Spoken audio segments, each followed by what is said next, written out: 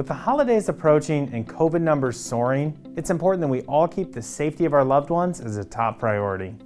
Iowa has seen an explosion of positive coronavirus cases, including here in Johnson County. And while everyone is yearning for normalcy, health officials are pleading with folks to avoid large, in-person gatherings over the holidays. Doing things with your household or being virtual are some of the safest things that persons can do during the pandemic. We know that that's difficult and sometimes often not as desirable because it's very tempting to want to see everyone, especially now since many have probably not seen their loved ones or close friends for quite a while. But it's still important to be very vigilant now more than ever. Staying home and participating in virtual celebrations is the best way to protect yourself and others. If you must travel and get together in person, limit it to small groups, celebrate outdoors if possible, and make sure everyone agrees to wear a mask. Because if we're gonna get things back under control, we all have to do our part. The face covering order in Iowa City has been extended through January 15th of 2021. The order requires that every person in Iowa City must wear a face covering when in a public place. This includes, but is not limited to, grocery stores, gas stations, public transit, and even outside when keeping 6 feet away from others is not possible. Mayor Bruce Teague says now more than ever we need to be taking this simple step. We will have to be hypervigilant and wear masks, wash our hands, and social distance. We have these acts because we know that they will slow down the spread of COVID-19.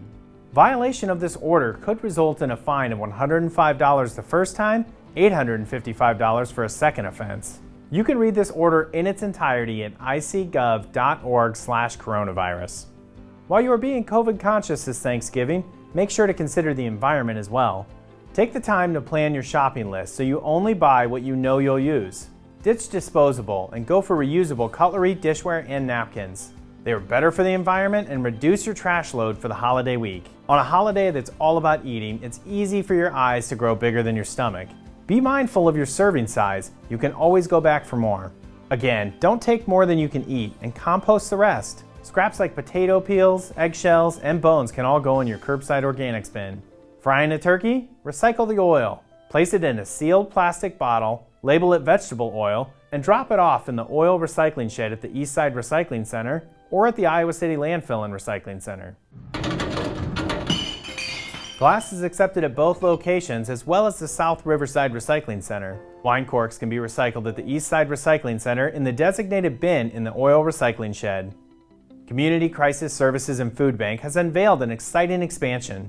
A second site for the food bank has been opened up in Pepperwood Plaza in the South District of Iowa City. Because of the tighter space at its Gilbert Court location, the food bank had been providing pre-packaged bags of groceries for pickup and food delivery since the pandemic began back in March. We went to bagging groceries and handing out pre-packaged, which did its job.